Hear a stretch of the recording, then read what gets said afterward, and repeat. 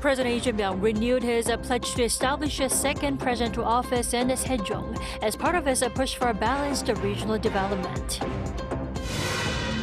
South Korea's exports surged more than 45% in the first 10 days of August, hitting a record high for the period, as a robust global demand for memory chips fueled growth. The death toll from a powerful 7.4 magnitude earthquake in western Colombia has climbed to at least 132, with more than 570 others injured. And authorities warn the number of casualties could rise as search and rescue efforts continue. This week's cabinet meeting took place in the city of Sejong, widely known as Korea's administrative city. There, President Lee Jae-myung reaffirmed his commitment to establishing a second presidential office in the city as part of efforts to promote a balanced regional development. Our Blue House correspondent Song Yoo-jin starts us off. Tuesday's cabinet meeting was the fourth under the Lee Jae-myung administration to be held in the city of Sejong. But President Lee wants cabinet meetings there to become the norm rather than the exception. 우리 정부 임기 내에 세종 집무실 시대를 열고 마지막 국무회의도 세종 집무실에서 개최한다는 자세로 총력을 다해야 되겠습니다. Sejong is often called Korea's administrative capital, with dozens of government ministries and public agencies moving there since 2012. The idea was to promote more balanced growth across the country and ease the heavy concentration in Seoul, which has widened the gap between the capital and the rest of the country in housing, education, and job opportunities. President Lee now wants to take that a step further by establishing a second presidential office in the city. 국토 균형 발전을 상징하는 세종이 명실상부한 국정의 중심축으로 확고하게 자리 잡을 수 있도록 국가 중추 기능의 안정적 이전에 힘을 모아야 되겠습니다. Work on the presidential office is set to begin in the second half of 2027, with the goal of having the president begin working there by August 2029. A contract was signed last month with the firm behind the winning proposal, and the design is now being fine-tuned. 이게 하여튼 대한민국의 정체성과 전통성을 좀 보완해야 되겠다는 의견들이 있는 거고, 그죠? 이건 조감도 정도니까 반영해서 수정해 나가면 된다 그 말이죠? 네, 그렇습니다. 전문가들의 자문을 받아서 보완할 계획입니다. And within walking distance, a new branch of the National Assembly is also in the works. Groundbreaking is planned for 2029, with completion targeted for 2033. Also on Tuesday, Lee attended the opening ceremony of the National Fire Hospital in Eumseong-gun County, Chungcheongbuk-do Province. It's Korea's first public hospital specializing in medical care for firefighters, including treatment for burns, musculoskeletal rehabilitation, and post-traumatic stress disorder. In his congratulatory remarks, the president pledged that just as firefighters protect people in times of crisis, the government will make sure they too are protected and properly cared for. Song Yoo-jin, Arirang News. South Korea's exports during the first 10 days of August hit over $21 billion, up over 45% on year, driven by shipments of semiconductors. Our Park Junan has more. Korea's outbound shipments have reached an unprecedented level for early August. According to data released by the Korea Customs Service on Tuesday, exports from August 1st to the 10th stood at $21.3 billion. That is a 45.3% jump compared to the same period last year. It also shatters the previous record of $15.6 billion set in August 2022. The driving force behind this export boom is semiconductors. Chip exports skyrocketed by 155.4% on year, hitting a record $9.95 billion for the August 1st to 10th period. To put that into perspective, semiconductors now make up nearly half of the country's total exports, accounting for 46.8%. Looking at major trade partners, shipments to China surged by 134.8%, while exports to Vietnam saw double-digit growth of 45.4%. Exports to the U.S., however, experienced a slight dip of 0.2%. China, Vietnam, and the U.S. together accounted for 52.5% of Korea's total exports in August. The country's imports increased by 23.1% to $19.5 billion, fueled in large part by stronger imports of semiconductors and semiconductor manufacturing equipment. Because exports outpaced imports, Korea posted a trade surplus of $1.8 billion for the first 10 days of August. This suggests that the country's trade surplus remains solid and is on track to extend its 18-month streak to 19 consecutive months. 박주단, Arirang News. A record-breaking heat this summer has hit our dinner tables, disrupting agricultural and seafood supplies. In response, the government has launched emergency measures to mitigate further damage. Our Lee Ju-yeon reports. Unprecedented temperatures over the past few weeks have significantly increased grocery prices. This has raised alarms over heatflation, which combines the words heat and inflation to signal the impact of severe weather on food costs. Extreme heat waves are warming ocean waters and driving up the cost of seafood. According to the weekly seafood market trends for the 5th week of July, the price of wild flatfish rose about 11% compared to this time last year, while cutlass fish surged roughly 42%. Mackerel saw a staggering 47% increase. To stabilize seafood prices, the government is stepping up its response.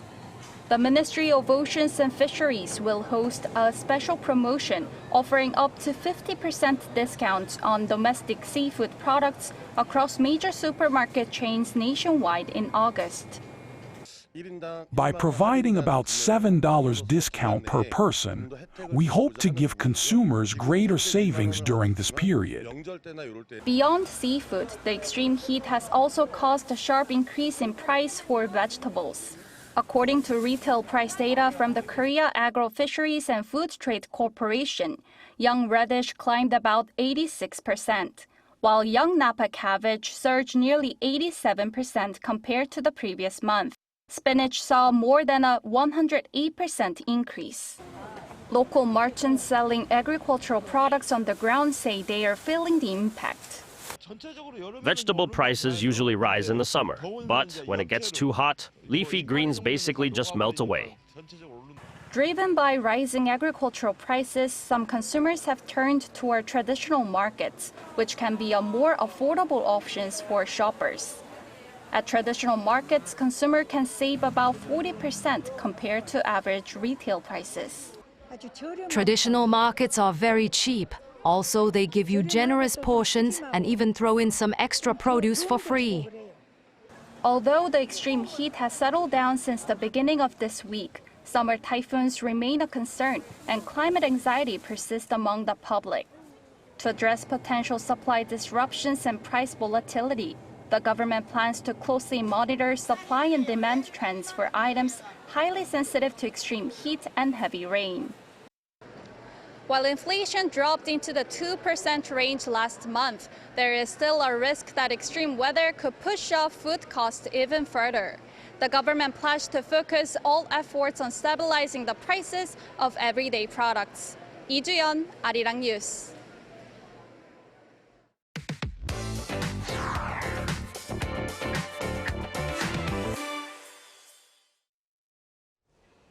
The ruling Democratic Party's leadership race is entering its final week, with two of its candidates separated by less than 2 percentage points ahead of the August 17th convention. Now, at the same time, Parliament is facing another standoff over a proposed plenary session, while an investigation into ballot shortages during June's local elections moves forward. Our political correspondent Moon Hae-ryun joins us in the studio to tell us more. Welcome, Hae-ryun. Good evening, Tami. Hae-ryun, let's start with the ruling Democratic Party's leadership race. Where does the contest stand with just 6 days to go? So it remains extremely close. So after regional voting through this Sunday, Kim Min-seok leads with 46.01%, followed by Chung Cheong-rae at 44.53%, and Song Yeon-gil is third with 9.47%. Kim has won in Chungcheongdo, Jeju, Incheon, Gangwon-do, and the combined Daegu, Gyeongbuk region, while Chung took Busan, Ulsan, and Gyeongsangnam-do province. So far, neither candidate has built a decisive lead. The biggest battlegrounds are now the southwest and the capital region. Voting among party members in the southwest begins today, while Seoul and Gyeonggi-do province voting is also getting underway. Together, those regions account for more than 70% of the party's voting membership. Chung is seeking to consolidate support among the party's stronger pro-reform base in the southwest, while Kim is focusing on expanding his support in Seoul and Gyeonggi-do province. Song is also looking for a late turnaround, particularly in the southwest, where he is the only candidate with regional roots. But the regional results will not tell the whole story, because party delegates and voting members account for 70% of the final result, while the public accounts for the remaining 30%. A preferential voting system is also used, meaning second-choice votes could become important if no candidate wins a majority. Now, Heatwave, Parliament is also facing a possible confrontation over an August 13th plenary session. The question is, what's behind the dispute?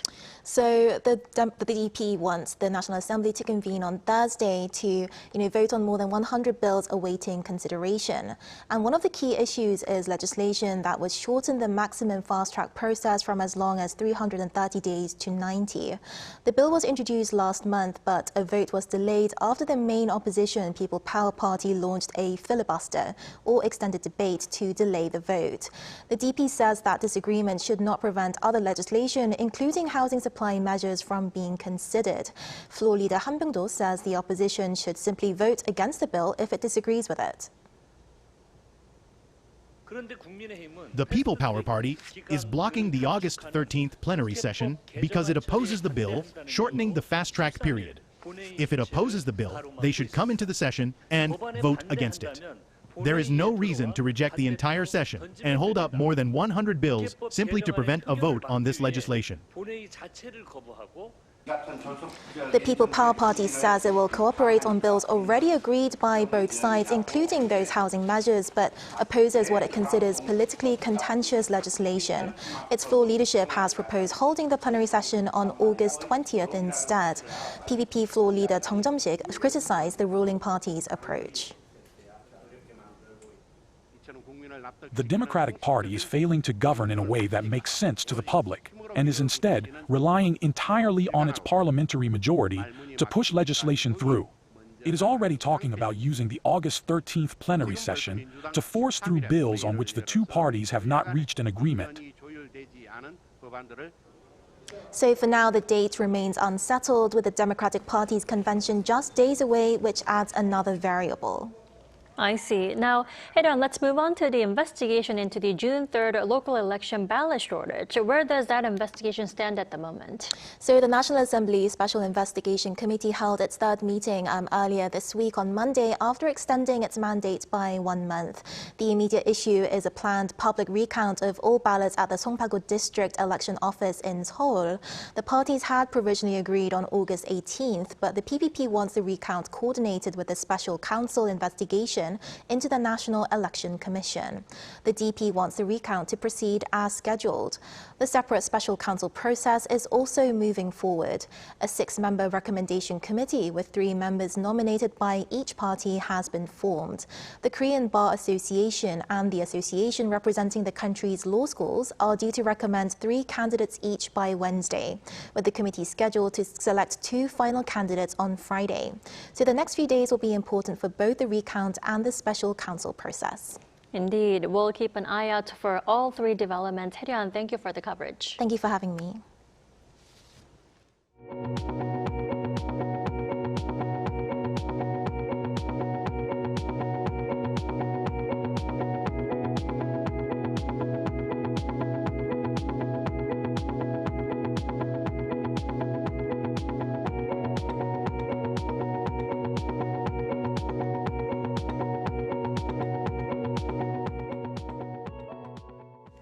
Colombia is reeling from a devastating 7.4 magnitude earthquake, the country's strongest this century, with the death toll climbing above 130 as rescue efforts continue. Our Oh Sejong has this report. Colombia has declared a national state of emergency after the deadliest earthquake to hit the country in the 21st century, which killed at least 132 people. The magnitude 7.4 quake struck the west of the country on Monday morning. Its epicenter was near San Jose del Palma in the remote Chocó region. At least 570 people were injured and around 1,600 buildings were damaged, with 86 having collapsed. Pereira and Cali were among the hardest hit cities, where residents joined rescuers searching for people beneath the rubble. The damage is huge, lots of injured, definitely some deaths. I already know of some. Now we wait that those who can help, not only us, but the most vulnerable, should do it, because it is part of the humanism we all should have. Hospitals and emergency facilities were damaged. Several airports also suspended operations for structural inspections. Communications were disrupted in the Choco region, complicating efforts to assess the destruction and reach isolated communities. I thought, well, let's wait for it to pass. But we saw that the magnitude was too strong. So we searched for a place where we knew was solid ground here in the square. I think that if it had lasted 5 more seconds, there wouldn't be anything left. I think we really reached the limit of resistance. The earthquake was felt across Colombia and in neighboring Ecuador and Panama. At least 21 aftershocks were recorded by late Monday, with further tremors possible. Rescue teams are searching collapsed buildings as authorities warn the death toll could rise. Sejong, Arirang News. In other news, U.S. President Donald Trump is demanding compensation from Iran, adding a new condition to negotiations over reopening the Strait of Hormuz. Lee Seung-jae has the details. U.S. President Donald Trump on Monday demanded that Iran pay compensation for people he says were killed in wars, attacks, and protests, adding a new condition that could further complicate efforts to reopen the Strait of Hormuz. Well, they asked for reparations, you might say, or they asked for money for the damage that we've done. I said, that's a good idea. Well, we're going to ask for money for the damage they've done over a 50-year period. Whether you go SS Cole or whether you go all of the people that were so badly hurt, so badly wounded or killed, many thousands of people. Trump's comments come after Iran's own calls for compensation and an end to U.S. sanctions. The issue emerged after negotiations between Iran and Oman over the weekend. Tehran said it would not agree to reopen the Strait of Hormuz unless Washington meets several conditions, including compensation for war damage and the withdrawal of U.S. troops. In a post on Truth Social on Monday, Trump also responded by saying Iran should instead compensate the families of Americans and others killed in conflicts and attacks linked to Tehran.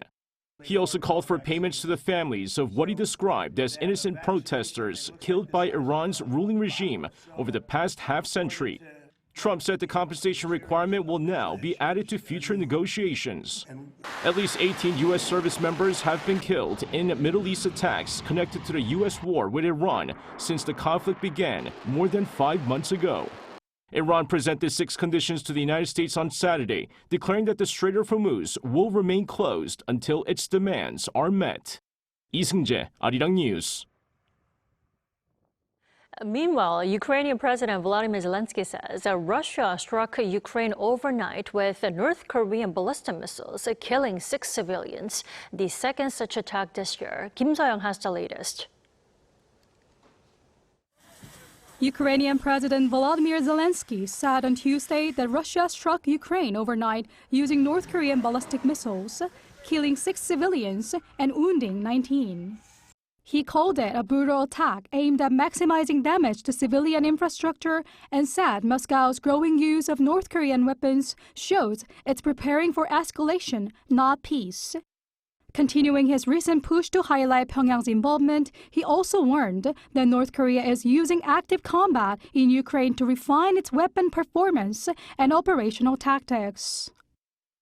The more North Korean strikes there are here in Ukraine, in Europe, the more their missiles and soldiers are used, the more they correct their shortcomings and blind spots, the greater the danger will later be for Japan, the Republic of Korea, the Philippines, and other countries in the region. This follows a Saturday interview posted on X where Zelenskyy explicitly requested air defense systems from Seoul. Zelenskyy's emphasis on Pyongyang's involvement may be a way to push the request urgently.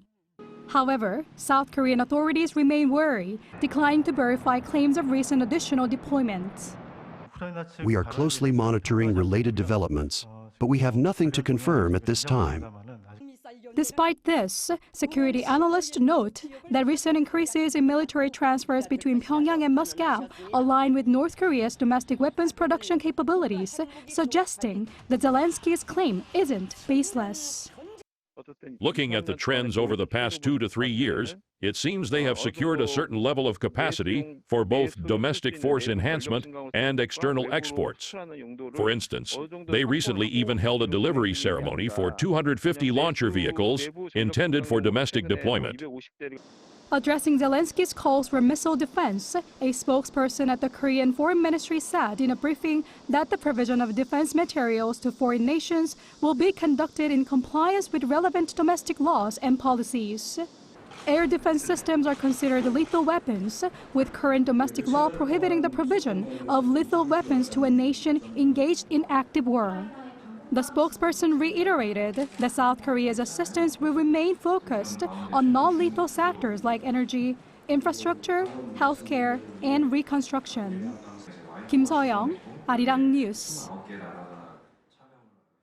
K-pop powerhouse BTS is back on the road in North America, and host cities are busy rolling out red carpets to welcome the beloved artist. From ceremonial street renamings to shoutouts from governors, local enthusiasm is reaching its fever pitch. Lee Si-hoo has more. After BTS kicked off the North American stretch of its tour in New York this month, cities across the region are busy rolling out red carpets to celebrate the K-pop sensation's arrival. In Canada, the Toronto City Council officially passed a motion to temporarily rename a section of a key city street, BTS Boulevard. The ceremonial name change will run from the 21st of this month through late next month, giving fans a new destination while the group is in town. And ahead of the group's stop in the U.S. state of Maryland, its governor, Wes Moore, posted a video message online on Sunday, personally calling out the names of all 7 members to welcome them to the state. Moore also encouraged BTS fans, the ARMY, to scream and engage. BTS is in the midst of a massive world tour, Arirang, named after the recent studio album, running from April 2026 through March 2027 across 34 cities. The North America tour runs through September. Lee Si-hoo, Arirang News. South Korea has finalized its 21-player squad for the 2026 FIFA Under-20 Women's World Cup in Poland. The Korea Football Association announced the roster on Tuesday, with head coach Park Yun-jung selecting 16 university players, 4 high school students, and defender Nam Seung-in, who has experience with the senior national team. South Korea qualified by reaching the semifinals of the AFC Under-20 Women's Asian Cup back in April, securing a 3rd consecutive World Cup appearance. Now, drawn in Group C, Korea will face France on September 6th, Ghana on the 9th, and Ecuador on the 13th. Korea's best ever finish at the tournament was 3rd place back in 2010.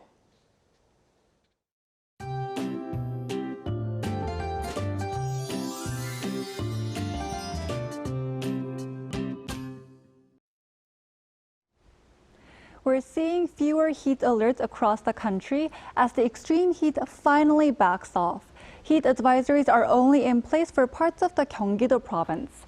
Nights have been noticeably cooler lately, and all tropical night advisories have now been lifted. Meanwhile, from midweek, we'll have to keep an eye on the 15th typhoon of the season. It'll weaken after making landfall near Tokyo, Japan. But some of its leftover rain clouds will move toward the East Sea, bringing rain to the East Coast starting tomorrow. Because of those lingering rain clouds, parts of the East Coast and Gangwon-do province and northern Gyeongsangbuk-do province could see 20 to 60 millimeters of rain tomorrow and Thursday. And also Gyeongsangnam-do province could get 10 to 40 millimeters on Thursday. Tomorrow, Seoul will start the day at 23 degrees Celsius, Chuncheon 18 and Gwangju 21 degrees. Then by the afternoon, Seoul will get up to 33 degrees, Daegu 31 and Jeju 30 degrees. For now, we're looking at typical summer heat for this time of year, rather than the extreme heat we've been dealing with. Now here's a look at the weather around the world.